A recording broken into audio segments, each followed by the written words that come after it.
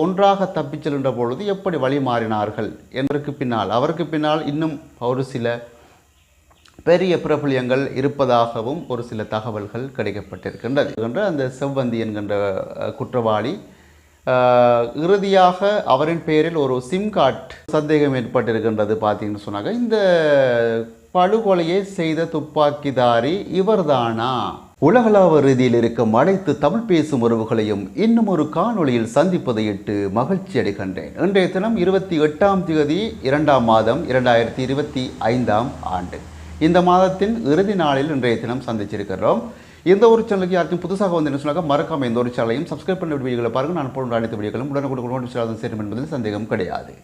Okay, இன்றும் ஒரு சில முக்கியமான செய்திகள் இருக்கின்றது. அந்த செய்திகளை உங்களுடன் பகிர்ந்து கொள்வதற்காகவே இந்த ஒரு காணொலியை உங்களுடன் பதிவு செய்திருக்கின்றேன்.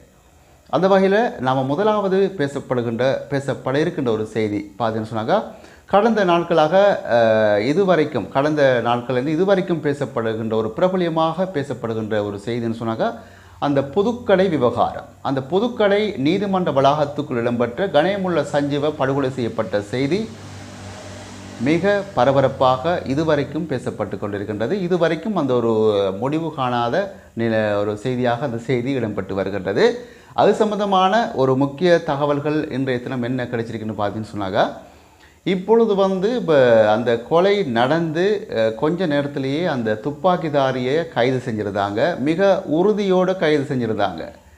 அந்த கொலையை செஞ்சது இவர்தான் என்ற ஒரு உறுதியோடு அந்த துப்பாக்கிதாரி கைது செய்யப்பட்டிருந்தார். இப்பொழுது போலீஸாருக்கு ஒரு சந்தேகம் ஏற்பட்டிருக்கின்றது. பார்த்தீங்கன்னு சொன்னாங்க, இந்த படுகொலையை செய்த துப்பாக்கிதாரி இவர்தானா?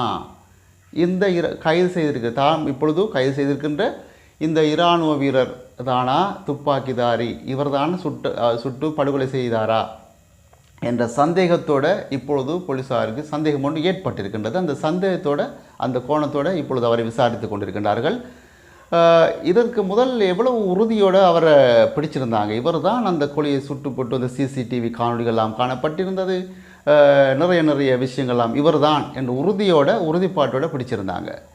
சந்தேக நபர் என்று சொல்வதற்கு பதிலாக உறுதிப்படுத்தி பிடிக்கப்பட்டிருந்தார் அந்த சந்தேக நபர். அப்படியேப்பட்ட ஒரு சந்தேக நபர் இப்பொழுது போலீஸாருக்கு ஒரு சந்தேகம் ஏற்பட்டிருக்கின்றது. இந்த கொலையை இவர் செஞ்சிருப்பாரா?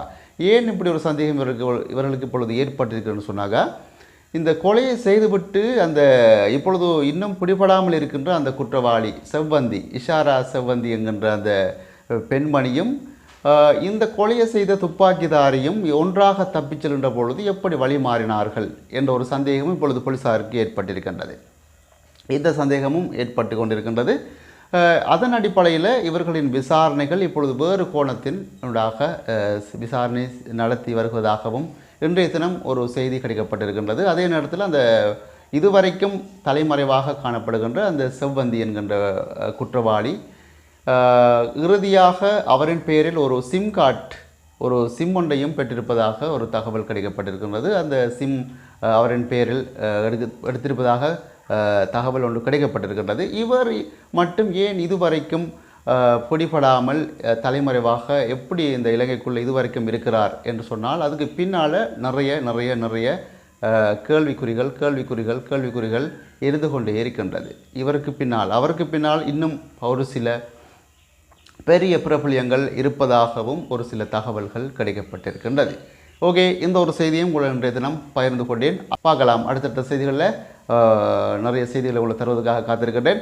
இன்னும் ஒரு செய்தியில் உங்கள் அனைவரையும் சந்திக்கும் வரை விடைபெறப் போகிறேன் என்று உங்கள் அன்பின் தோழன். நன்றி.